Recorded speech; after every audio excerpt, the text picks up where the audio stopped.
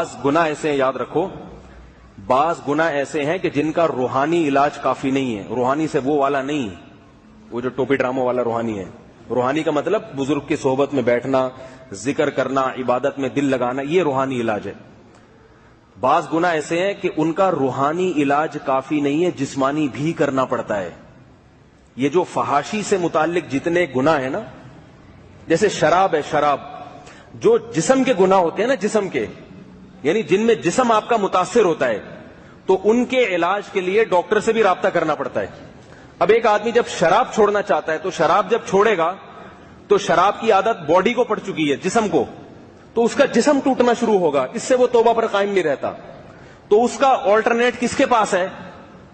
بولو نا بھائی، ڈاکٹر کے پاس. وہ ڈاکٹر سے کہے میرے جسم کو نشے کی عادت ہو گئی ہے تو مجھے اس کا میڈیکلی علاج بھی کرانا پڑے گا. اس کو اگر اسے روتا دھوتا ہے تو کافی نہیں ہے، اس کو باقاعدہ ڈاکٹر سے علاج کرانا پڑے گا. اسی طرح جن کو بھی ایسے فحش کاموں کی عادت پڑ جاتی ہے، فحش کاموں کی، ان کا بھی جسم اس چیز کا عادی ہو جاتا ہے، تو پھر ان کو کچھ ایسے نسخے بھی استعمال کرنے پڑتے ہیں جو جسم کی سیٹنگ کو درست کریں. آپ تبھی میں یہ کہتا ہوں جن لوگوں کو فحاشی کی عادت پڑ گئی ہے، کسی بھی ناجائز زنا کی یا خدا نخواستہ اور کسی فحاشی کی عادت پڑ گئی ہے، انٹرنیٹ پر بےہودہ چیزیں دیکھنے کی عادت پڑ گئی ہے، وہ توبہ بھی کریں، بزرگوں سے تعلق بھی قائم کریں، ماحول بھی تبدیل کریں، اور ساتھ ساتھ اپنی اس باڈی کا علاج کریں جس باڈی کو اس غلط کام کی عادت پڑ گئی. اور اس باڈی کا علاج اصل تو نفسیاتی ڈاکٹر کرتے ہیں، لیکن ایک علاج ایسا ہے جو میں ہول سیل کے حساب سے سب کو بتاتا ہوں. وہ علاج ہے کہ اپنے آپ کو جسمانی لحاظ سے تھکایا کرو، جم جایا کرو. جم بہت مشکل ہے بھائی سمجھانا، یار بہت مشکل ہے سمجھانا. جم سمجھتے ہیں جہاں وہ ڈنٹ ونٹ پیل رہے ہوتے ہیں.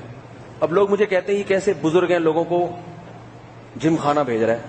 تو ہم تو بزرگ ہیں ہی نہیں، ہم نے تو پہلے کہہ دیا بھائی، ہم نے کب کام بزرگ ہیں. اللہ بنا دے، یہ دعا کرتے ہیں، کوشش کرتے ہیں بزرگ بننے کی. تو آپ جائیں جم خانے، جم جایا کریں.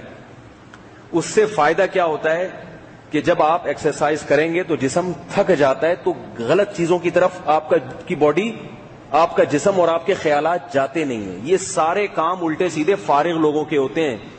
گٹکا کھایا ہوا ہے، بیٹھا ہوا ہے کمپیوٹر پہ، کوئی کام ہی نہیں ہے اس کا، نہ گھر کے کام کرتا ہے، نہ بیوی بچے ہیں اس کے، کوئی کام دھندا نہیں ہے. فارغ آدمی جو بیچارے مصروف ہوتے ہیں، مزدور طبقہ نہیں ان برائیوں میں ہوتا. سارا دن کنواں کھودنے والا وہ گھر جا کے روٹی کھا کے بستر پہ پڑ جاتا ہے، بس سو جائے گا وہ آرام سے. پھر اسے فکر ہے بھائی کل دوبارہ میں نے کمانے کے لیے نکلنا ہے. وہ کسی طوائف خانے نہیں جائے گا، وہ کہے گا بھائی میں کل کیسے مزدوری کیسے کروں گا اگر میں یہ کاموں میں لگ گیا. یہ آج کل فراغت بہت ہے، اس لیے یہ سارے الٹے سیدھے دماغ. تو جم جانے سے دو فائدے ہوں گے. ایک تو آپ تھکو گے، اس تھکاوٹ سے نیند جلدی آئے گی آپ کو، بلکہ 3 فائدے. نیند جلدی آئے گی، جاگو گے نہیں. دوسرا فائدہ کیا ہوگا، آپ نے جتنے انڈے پراٹھے کھائے ہیں وہ توانائی آپ کی ساری یوٹیلائز ہو جائے گی. نہیں یاری میرا خیال ہے بات، کیونکہ جب جسم میں طاقت اور توانائی جاتی ہے نا اور وہ یوٹیلائز نہیں ہوتی، پھر وہ شیطان اس کو شیطانی کاموں میں خرچ کرنے کی کوشش کرتا ہے. کھاؤ اسی حساب سے رہیں. اللہ کی نبی نے کنوارے آدمی کو روزے رکھنے کا حکم دیا ہے، پراٹھے کھانے کا حکم نہیں دیا. صحیح بخاری کی حدیث ہے، جو کنوارے لوگ ہیں آپ صلی اللہ علیہ وسلم نے فرمایا شادی کرو، شادی نہیں کر سکتے تو آپ صلی اللہ علیہ وسلم نے فرمایا فعلیہ بالصوم، کثرت سے روزے رکھو. ہمارے ایک دوست